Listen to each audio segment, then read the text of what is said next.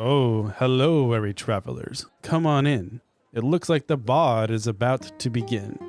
I'll pour the ales over the stories, fables, and tales about the bards, battle axes, and bows taking out their ferocious foes.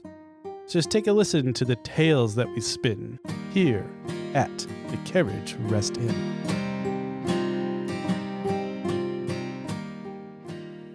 Previously on Carriage Rest Tales. With the help of a mysterious device created by Damien the Artificer, our adventurers were finally able to practice their skills against the Denoa Boggarts, and they looked ridiculous. Our leader and commander, Benson, watched in horror and disbelief as his troops fired upon one another and did their worst Zorro impersonations trying to close the rift. Our heroes learned a valuable lesson that day. The goals of the Order of Light are: first, close the rifts. Then, kill the Denoa. Finally, rescue the citizens. Will our adventurers finally get it together? Do they have what it takes to be in the Order? Will the group have the heart to tell Nomis that he didn't actually close the rift? Will Wood stop firing on her friends? Will Vaso graduate from a quarter orc to a half orc? Find out next on Carriage Rest Tales. I think whoever wrote that deserves an award. I agree. I don't know, maybe some inspiration. I don't know. Inspiration for sure. I always forget to do that, though, and then it'd be favoritism. I think we're okay with it. Yeah, Okay. definitely. Well, welcome to another episode of Carriage Rest Tales. I'm your host and one of the Dungeon Masters, Mike. And to my left, we have the very... Very what? I was going to say... Mike. I lost it. Go ahead. Hey everyone, this is Ryan. I'm playing Nomis, the Tabaxi Bard. Hey everybody, this is Nick. I'm playing Vaso, the half-orc. Hi, this is Sam, and I'll be playing Woods, the Elven Ranger. And this is John, your disembodied voice of many NPCs who doesn't wear pants. Just tonight because my air conditioning's broken. Oh my gosh. His video's off today, guys. Humble was the word I was looking for. Very humble. Bard.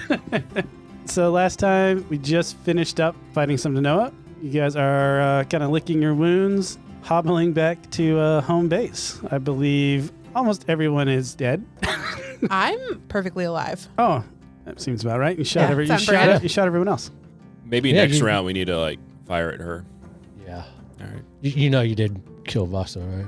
I did not kill you. You sent him to 0 hit points. Well, I was going to come help you, but you were figuring it out on your own, so it's fine. I wasn't going to let you die. I had a cure wounds I was holding specifically for you. I appreciate it. Thank you. Now let me pull this arrow out of my butt. Okay. What are we doing? I mean, Nomis is You riding were high. headed for the medical yeah. tent. Yeah. Nomis is riding high. He thinks he did a great thing, closing that rift. He's about to go meet Vanessa, get some healing. I don't. All's good with the world. Okay, let's just go to let's get you guys patched up. And I feel like she's holding kind of both of you under each arm as we're walking.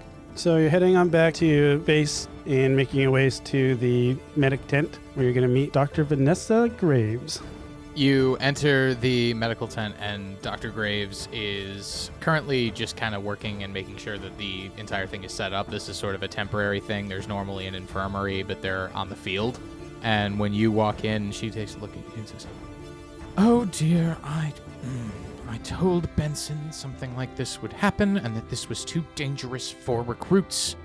You two, come sit down. I'll take care of you." And she immediately just starts grabbing equipment and it tries to tend to your wounds first, Vaso. Can I help at all? Yes, could you grab some of those bandages from Sure. the cabinet over there? Should go grab the bandages. Thank you. Tell me, what happened out there? Should I expect this same thing from the other recruits? No, my maybe not. teammate over here shot me, so.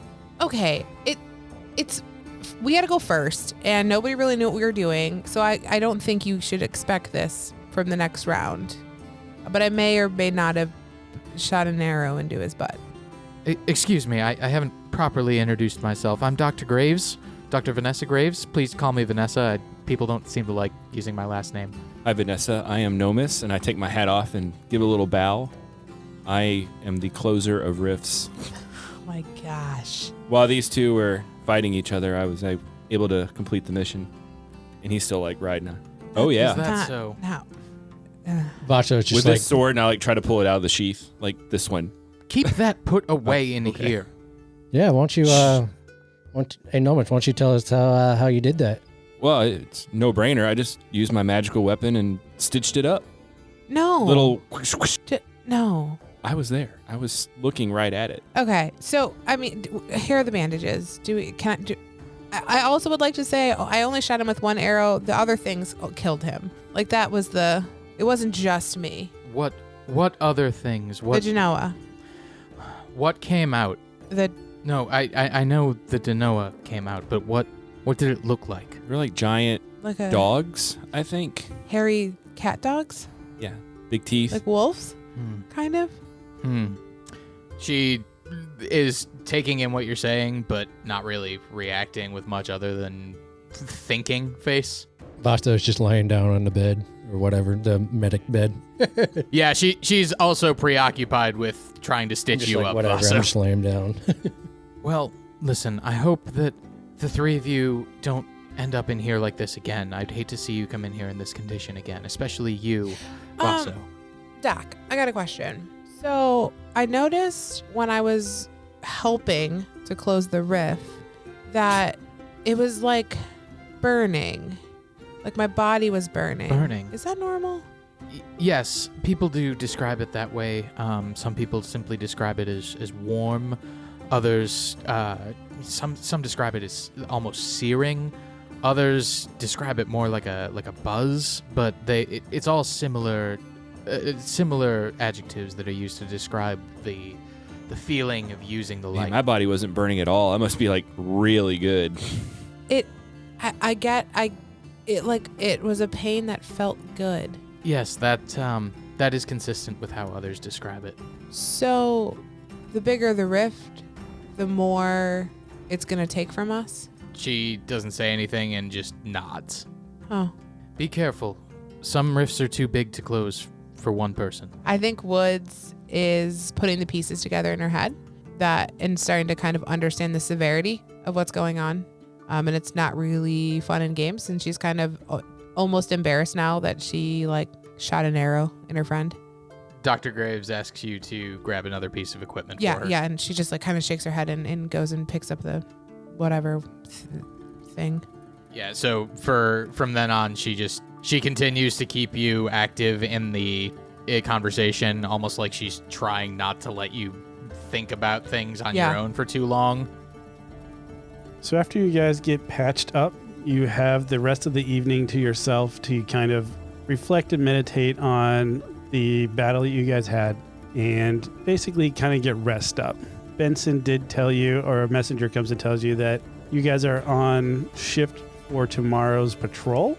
And you learn from the messenger that the patrol is more like you're showing the presence of the Order of Light. So it's not like you're going to be hunting bad guys or something like that, but typically you're just making a display of the Order in the city, talking to the citizens, that type of stuff. So let's get some food. And she looks at the two of you. Sounds good to me. Yeah, I definitely want to eat. Yeah. Okay. So, I should look at Vaso. Was it burning? Yeah, Do you know what I mean? like when I cast my light shield, I thought I felt a little burning. Yeah. Do you feel like it was taking something out of you? Yeah, I definitely took some hit points. What are y'all talking about? So, okay, Vaso, I need your help with this. Yeah. I feel fine. Hey, Yeah. Closing that buddy. rift, I didn't feel anything. Hey, buddy, Nomis, please just sit down for a minute. We got something to tell you. Yeah, we need a serious moment. Okay. Yeah, I you. mean, I saw what I saw. Well, yeah, that was her. That wasn't you. How? You weren't even near the Yeah, rift. I know, but I was.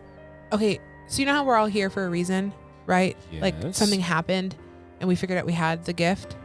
So I was doing earlier what I did that day, and I was actually stitching the rift. I didn't know I could do it until today, but it's actually like a spell that I can cast. So that's what I was doing. But Benson said our swords and stuff were magical too. I think, And I was right there. I know, but I think, And I made, I think they're magical so they can kill the Denoa. I think that's the only thing that can kill the Denoa. I think it's other things that we do that stitch up, that close the actual rift.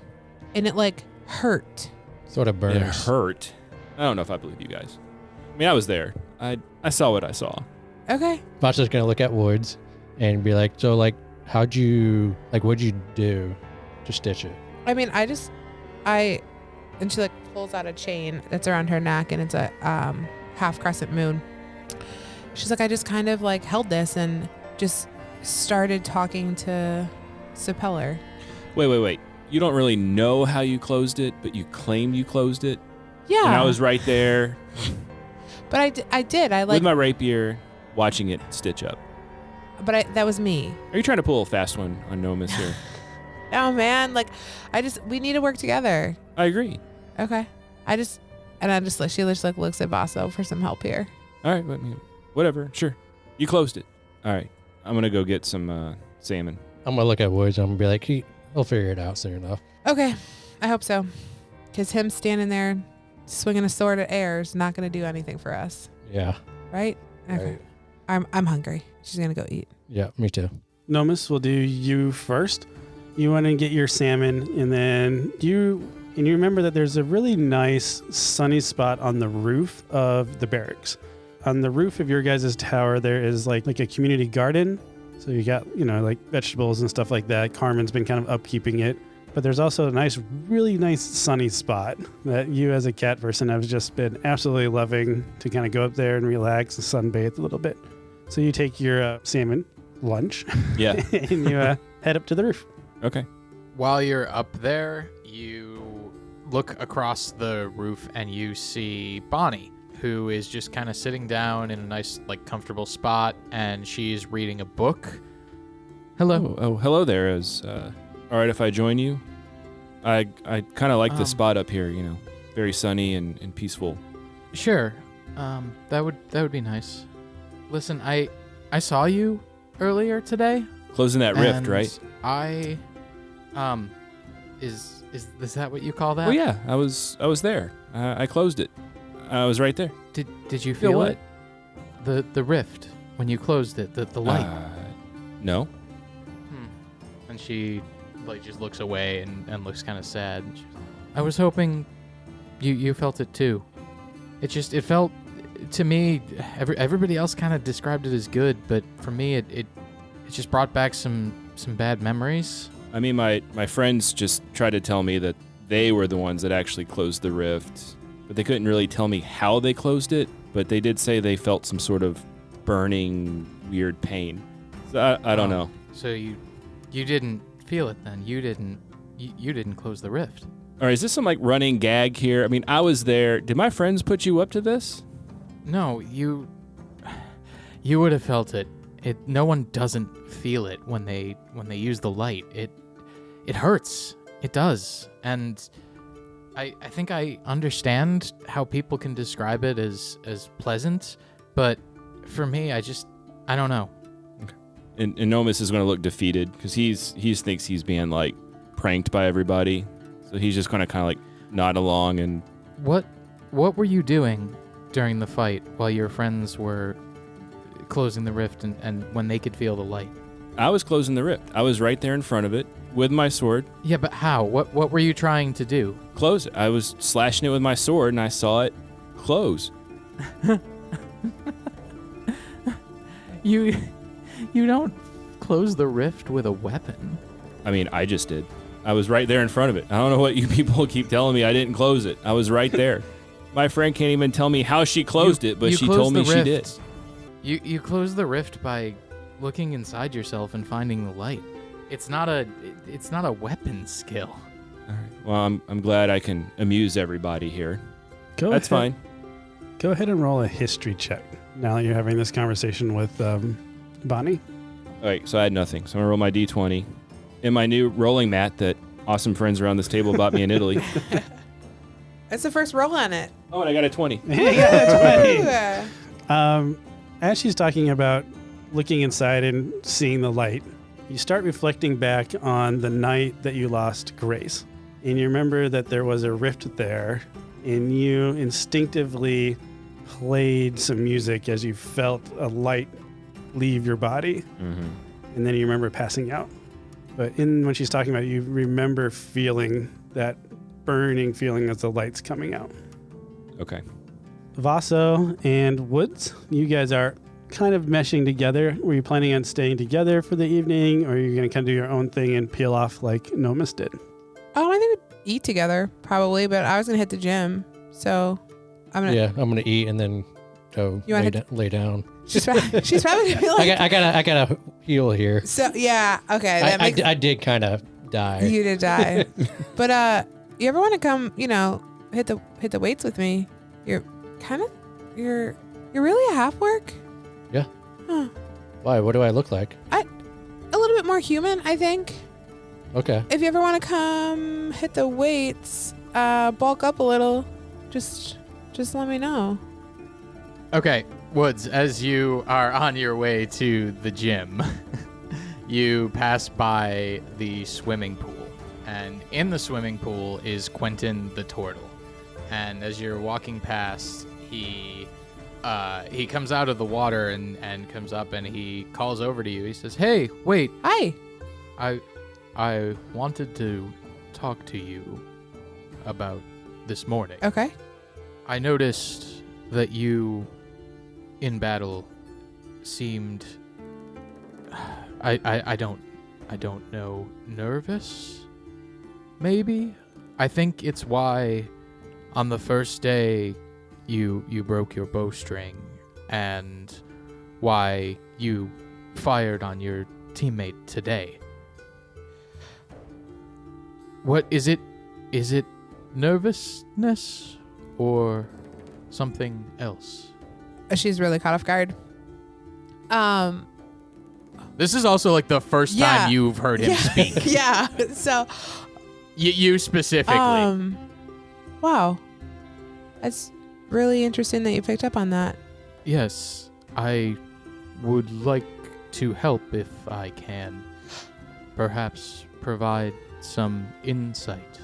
Yeah, I mean, I don't know if nervous is the word I would call it, but this isn't, and she like kind of motions to her bow, like this isn't generally me.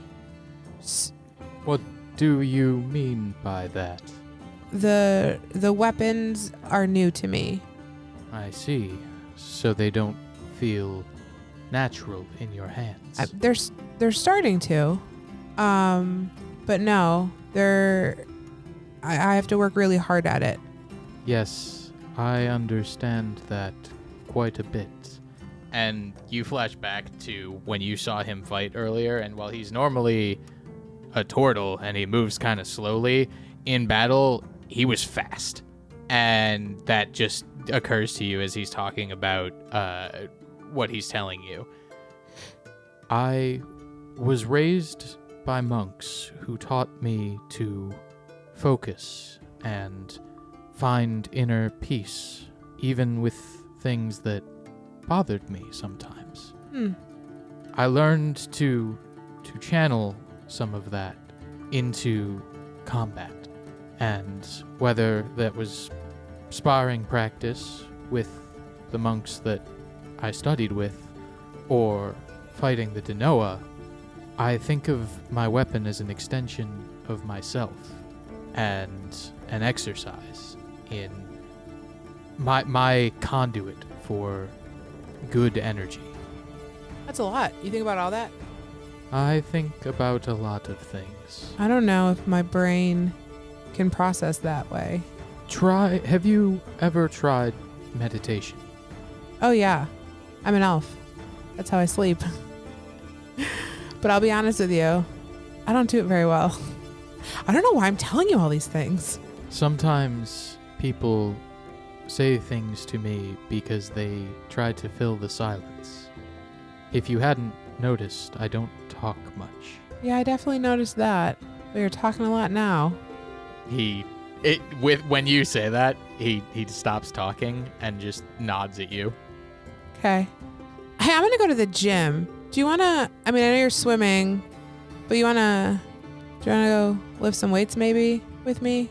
Might I suggest a change of pace for you? Perhaps you'd like to join me in swimming some laps? Sure. Yeah. And you swim some laps with Quentin the Turtle. Awesome. You get your food, you kind of scarf it down, and then you go crash in your bed for a few hours because you're hurting a little bit. You're letting the bandages that Dr. Graves put on you kind of set a little bit more. Yep. But then as you are tossing and turning, you can't really sleep. So you decide that, well, I'm feeling a little homesick. So you make your way down to the stables because you've already kind of been interacting with some of the horses down there, some of the Pegasus. So you make your way down to the stables. Cool. Yeah, I'm gonna go down and hang out with the one that I like, the one that likes me, and Horse with no name. yeah, horse with no name yet because I don't know what his name is.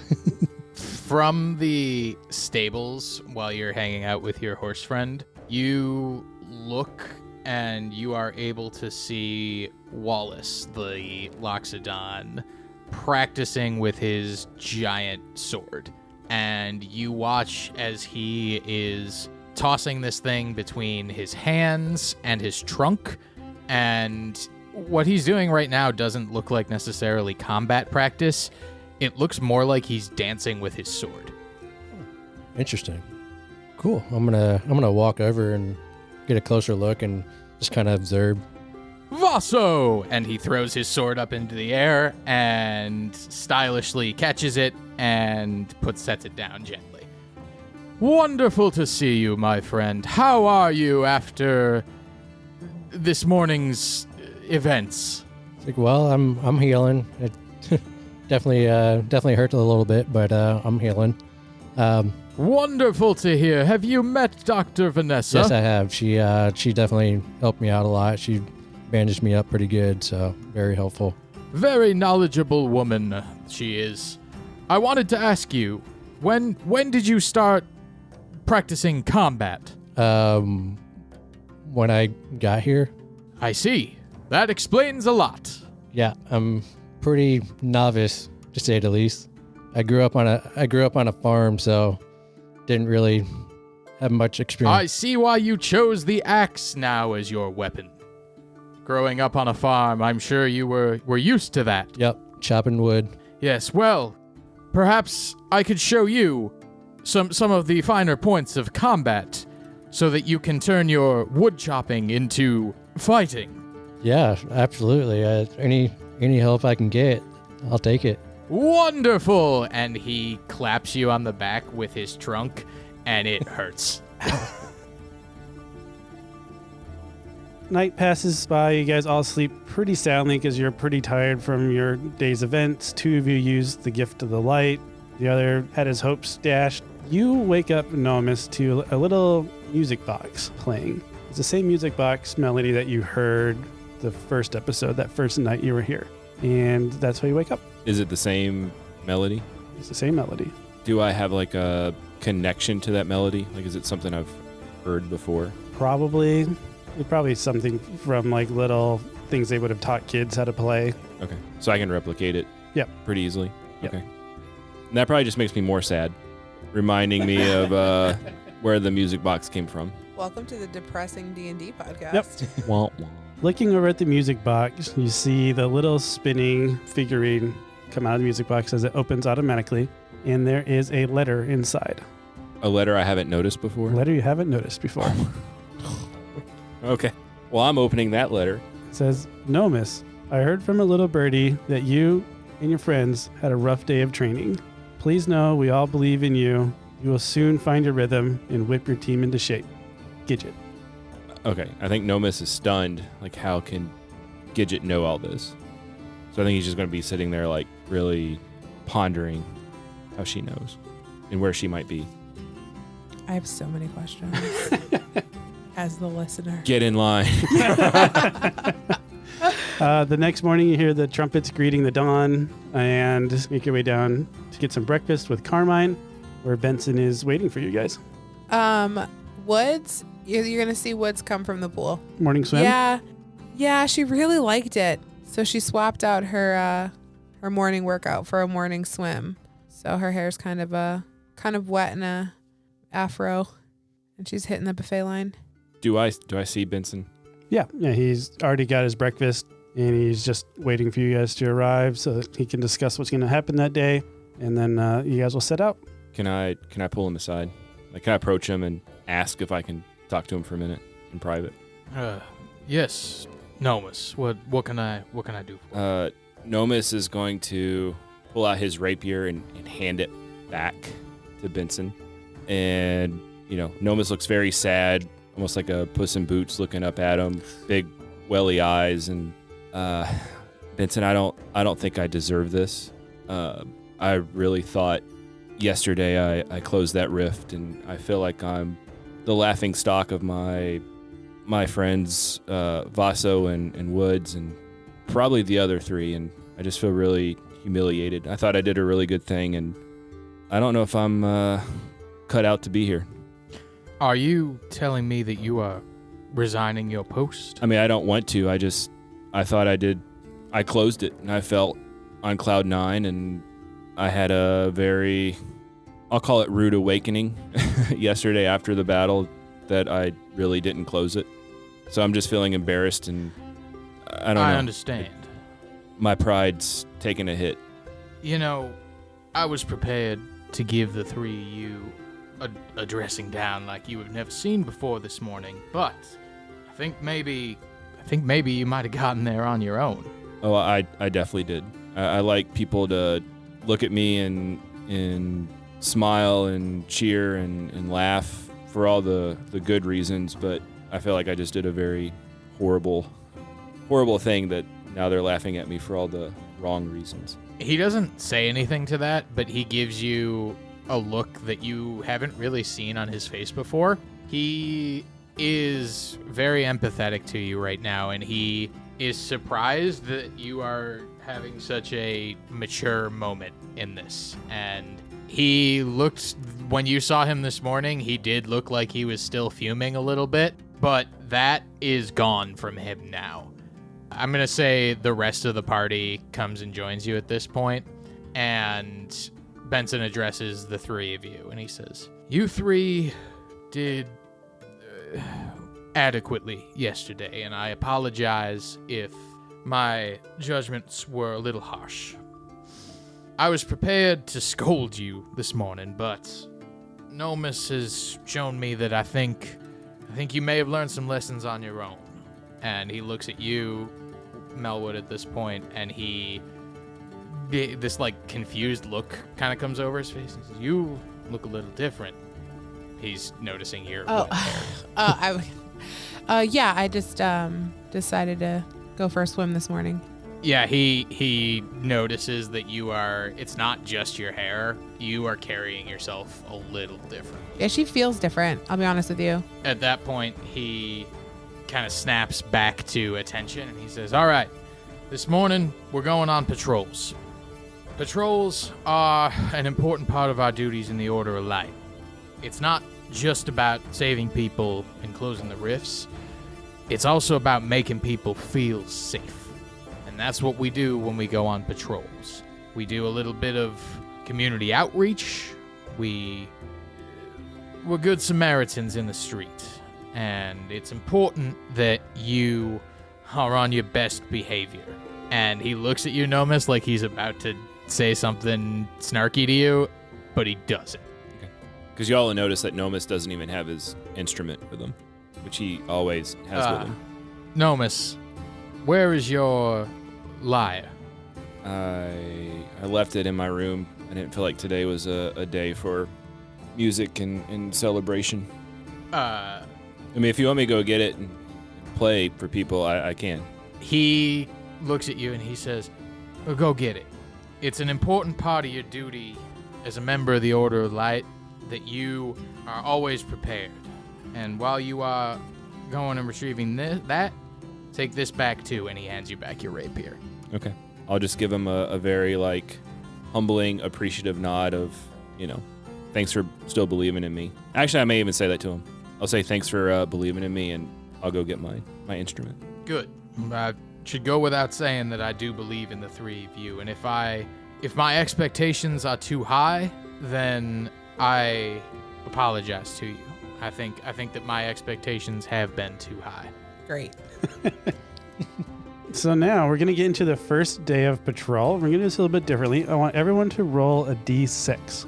That's a regular looking dice for those Is that of like you. the Yahtzee dice? The Yahtzee dice, yep. 3. 7. 3. 3, 3, and 7. Because y'all are still listening to me. I'm like, wait, I what? saw the 6, so I was waiting to hear 6. 6, and I was like, that's not right. He's adding 1 for Yahtzee. Full house. So what we're going to do is Yahtzee. we did this in our practice campaign. And I love these. What we're going to do is instead of the dungeon masters coming up with what the random encounter is going to be during this patrol day, we're going to let the players do that. So on the website, carriageresttales.com, you'll be able to find a random encounter improv template. So Ryan rolled the highest, so he's going to be our random encounter creator this time. He's going to roll a d20, a d12, and a d4, and then he's going to come up with what happens on your patrol. I have to do this on my own. Yeah. I You can roll it. Can I phone a friend? Are we collaboratively coming You up can with this? collaboratively come up with it if you want, but you're in the driver's seat, Ooh. Finally. and you can't find a dragon and kill all the party. I'm sorry. All right, so I need to roll my D20, right? D20 for All right. severity. 9. So it's only a scenic event. Scenic event. Then what? D12? D12. 3. Fully avoided scenic event. Perfect. This episode's going to be real short. Yeah. Do you want me to re-roll this? 3. Midday. Midday. So somewhere midday during our patrol, I see something, but I don't do anything about it. Yeah, but you don't engage in it. So what do you guys see? You're in a big city. We're out in the town, and it's something scenic. Ooh, just Yeah, like something in the background. Yeah, like something on the street, a festival, or kids playing. I see A maybe- robbery. Maybe a festival's going on. We're just kind of I observing. think for Nomis, with how down he's feeling about himself, there is a festival and there is a troupe of performers, and it kind of reminds him of his background. It kind of helps remind him why he's here. So it kind of rejuvenates him a little bit and gives him motivation to keep going and get better and work with a So light. if I can fill in some details about what you're actually seeing. Absolutely. It is a traveling troupe of Loxodon, Of course. much like Wallace, and they are doing something similar to what you saw Wallace doing last night or to what Vaso saw Wallace doing last night with his sword. They are doing sort of a dance with weapons, and it's something between a ballet and an opera, and it is a dramatic retelling of the story of how the Order of Light was created. Oh. Is there music playing? Yes. Can I not to like take over, but can I lightly play my lyre of like get the melody down? Like maybe just start playing it lightly, like I'm tuning it sort of. Yeah. Like I don't want to draw attention So to you my play it quietly. These performers are playing for quite a large crowd, so you are kind of not just in the back of the crowd, you're kind of separate from the back of the crowd, so maybe some people in the back can just barely hear you, but these performers don't at all Okay. hear you. I just want to try to get the melody down. Nomis digs it. It's not that speed metal stuff that Wallace was talking about earlier, That but 32.8. yeah. That was the midday scenic event that you fully avoided because you were in part of the crowd. Nice job. We got there. Perfect. That was much better than the first couple of times we did it. Yep. So you guys stay, and Benson likes to just observe this because it is a festival showing how the Order of Light has came about, even though it's more of an interpretive dance style. But he enjoys it because, after all, you guys are in the Order, and having you even present in the crowd just makes the performance that much better. But then you move along, and he wants to stop to eat at one of his favorite lunch spots, which is the Crying Onion. Benson's with us. Benson is with you. The Crying Onion. The Crying Onion where he's going to get lunch, sit down, and just, if you guys wanted to talk with Benson out in public about anything, it's kind of your opportunity to.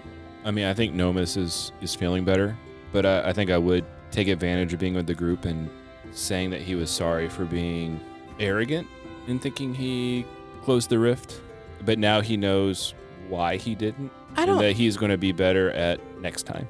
Yeah, Vasa's just going to be like, dude, we're all learning here. It's all good.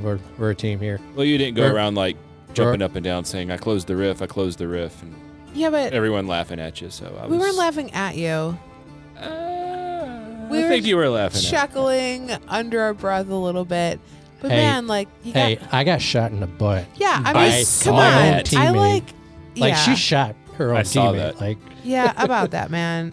Sorry. It's all good. Whatever. It was our first. It was our first round. What do you expect? But what a first round! I mean, come on, don't worry about it. We succeeded, and I'm gonna look at Benson like womp womp. You did succeed, and none of you got hurt too badly, but there's a lot of room for improvement. I'll just say that. I think that's why we're here, right? Like, isn't this the whole point of this? It is, and. Nomus, you are not the first one to think that they were using the light when they weren't. I guess you can say I was blinded by the light.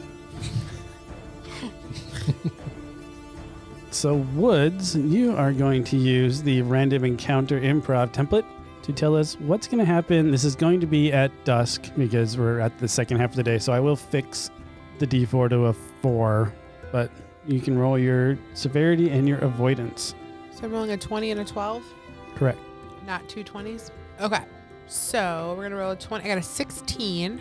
Okay, so the 16 is... Deadly. No, hard. Hard encounter. And a 1. A full engagement. Oh, it's a hard encounter? Yep, it's going to be a hard encounter. And I do have Benson, so he's going to be able to do quite a bit. Okay. But we need to know, what do you guys run into on your patrol? Wait, are we on patrol or in the Weeping Onion? Or Crying Onion? You've left the Crying Onion, you're back on patrol. So I was just trying to clarify. So this is like the second half of the day. And the festival's going on?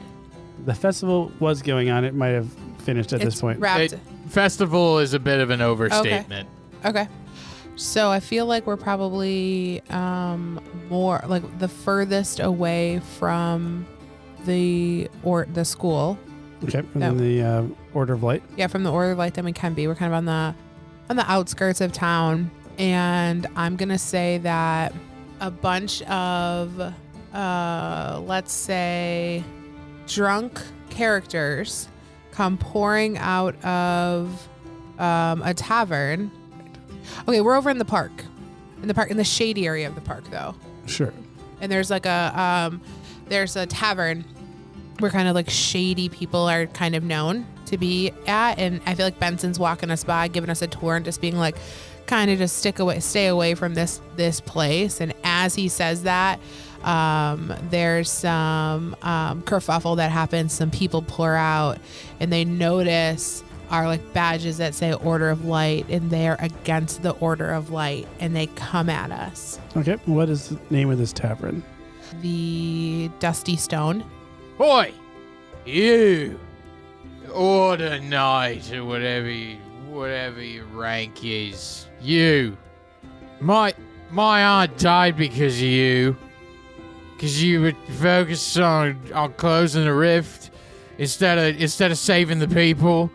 And as he's saying this, he's getting up in Benson's face, and Benson is rock solid, just stoic face, and he is not reacting. But when the drunk man is talking about this, you can kind of see the like wince in his eye. Woods is gonna step in. So she's a big gal. She's a big elf, broad shoulder. So she's going to maneuver her way, kind of, and just say, hey, man, buddy, just back up, man. Like, it's okay. Like, I'm sorry to hear about your aunt, but just back up, man. Like, we're just walking by. Oh, sort off. Let me go back to altercating with this guy. Why don't you go back to just go drinking some mead? Mead? Boys, is there mead around here? And his buddies all kind of like get like, mead? Yeah. They're like, hey, let's go get some mead. and they just kind of stumble off. Benson looks at you and says, we usually don't like to engage, but that was well handled there, Woods. Thanks. I've had some experience with people who had a little bit too much mead. Is that so? Yep. He's not going to press. And then you guys head back for the evening as a successful patrol of the first day. I think so. So we have the second day and gets to our final player to roll on the random encounter. All right, so I roll a D20. Just joking. I know. Get out of here. Nick wants to play too. I want to play. Okay, so D20. D20 for severity. I rolled a natty 20. Ooh, that's Alright. deadly. I think that's deadly, yeah. Someone's boy. gonna die. So my D12 is a 6. Fully avoid. Great. And then D4? Yep.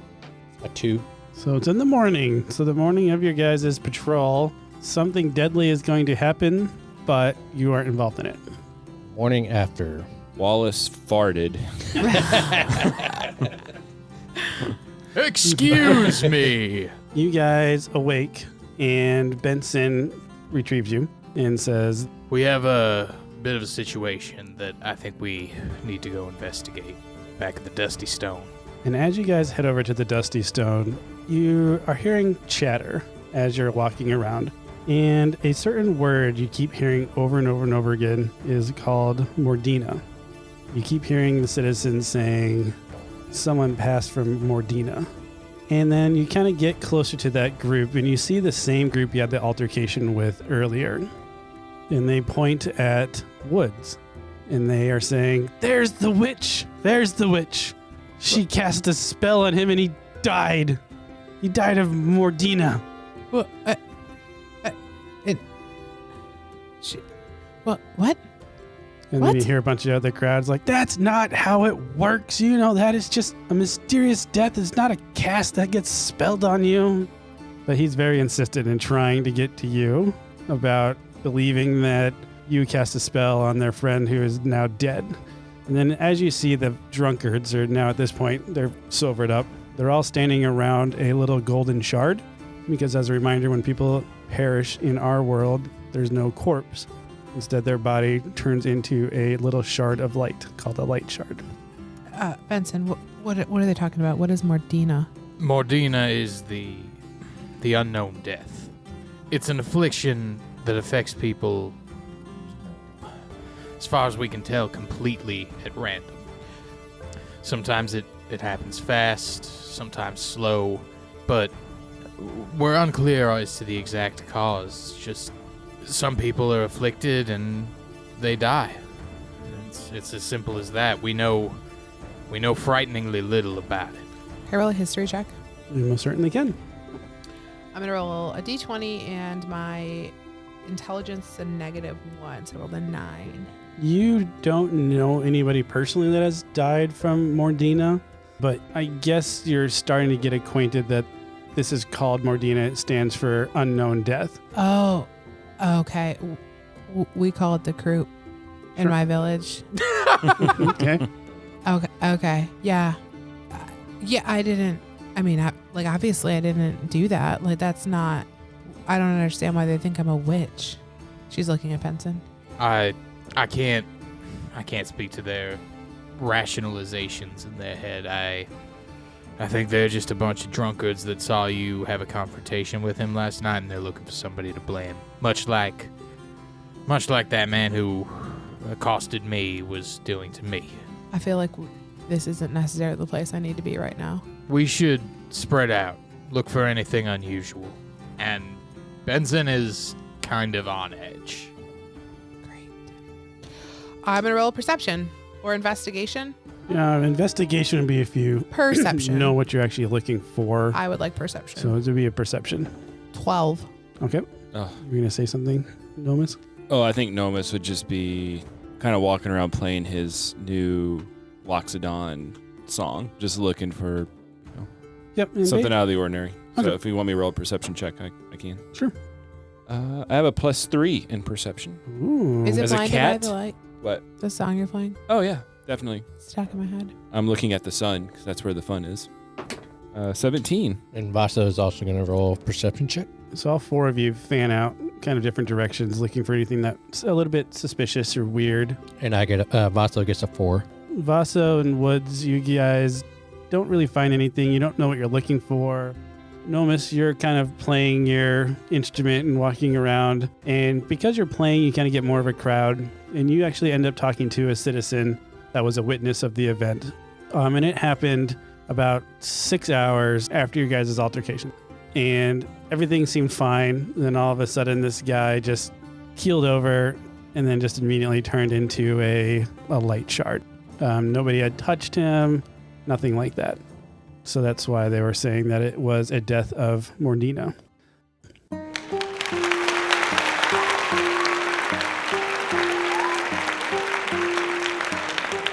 And so the bard's tale has come to a close. Ah, what a splendid crowd you have been. We hope we'll see you again at Carriage Rest Inn.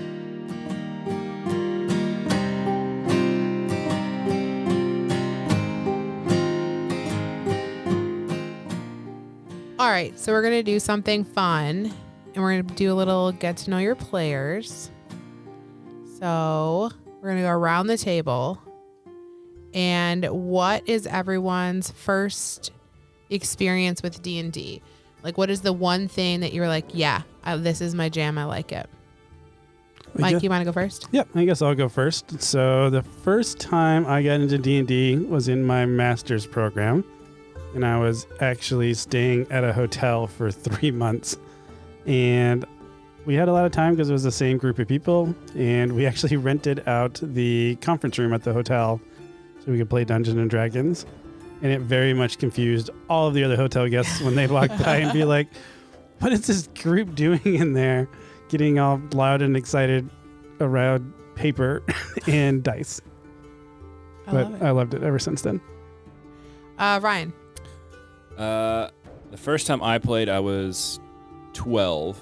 My dad was in the army, so we were stationed in Germany, and he got deployed to Bosnia and met some people who played, and my dad's kind of a lot like me, so he took a lot of interest to it, and we would talk on the phone and write letters, and he would tell me about D&D, and it just like blew my mind because I was living in Germany, like surrounded by castles and, you know, cathedrals, and this is really cool. So he got home, and the guy who DM'd came back with him. He actually lived in the same like apartment complex. So this guy rolled up a campaign, and I did like a typical fighter, and being 12 years old, loved it.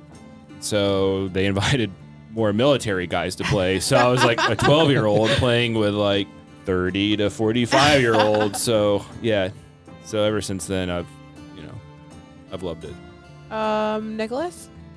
Yeah, so I got introduced to D&D by our very own Mike. Hey. And he did a. I remember we started off with it was like a mini campaign with just a bunch of our friends, and like a lot of us didn't play, and like after that mini campaign, it was like me and Ryan were like the only ones that kept playing with Mike, and we ended up doing I think Sam joined us then. Yeah. And we did like a campaign that was like, what was it? 5 years. 5 years Yeah. long.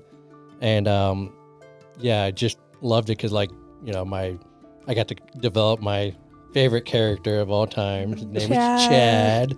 Chad the Barbarian. Yep. Chad. So I just love how I started him out as kind of simple, and we kept adding things to him, and he eventually turned into like a dragonborn type thing. Yeah, he was badass. So yeah, He killed a dragon all by himself. All by himself. All by Yeah, himself. if you hear us talk about that is what we're talking about. We're talking about Chad. Nick killed the dragon and he did. He killed the dragon all by himself. So that's super funny because I remember all of that happening. And Mike came to me and he was like, I just don't know if Nick's having fun. And I'm like, Mike, Nick's never missed a session. Like, clearly he likes it because he's always here. And he's like, oh yeah, he is always here. I'm like, yeah, like he never blows you off. He always comes. He's like, oh yeah, he likes it. So that was my first experience with D&D, is that whole group when you guys were playing.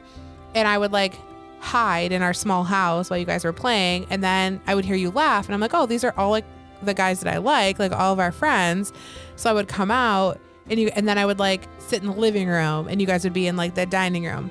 You were like a cat. You were like, oh, wait a minute. Yes. And then the more you saw us, you're like, oh, these guys seem kind of cool. And then you just like curled up on the table and and then I was like, I want to play. But I fell in love with D&D from another podcast. So Mike and I used to go visit my family a lot in Ohio, and we would drive back, and he would always want to listen to a podcast, and I would like sleep. So I was trying to take a nap and sleep, and we were listening to Sneak Attack. And I couldn't sleep because it was so funny. Like, and if you guys, so that is my favorite D&D podcast outside of ours, obviously, is Sneak Attack. So huge shout out to them because they made me fall in love with D&D. So I started on episode 1. We listened to that entire thing, and I was like, I want to do this. I want to play. And that was probably like 5 or 6 years ago now. That was a while ago. So, all right, cool. Well, thanks, guys. Thanks for listening to us, and we'll catch you next episode. Hey guys, it's Mike, your host and Dungeon Master at Carriage Rest Tales. I just want to say thanks for taking the time to listen to our podcast. It really means a lot to us. If you are enjoying the content and you haven't already, please give us a 5-star review. It's really going to help us grow our listenership and be able to reach more people. I also want to give a special thanks to Tabletop Audio for providing the background music for today's episode.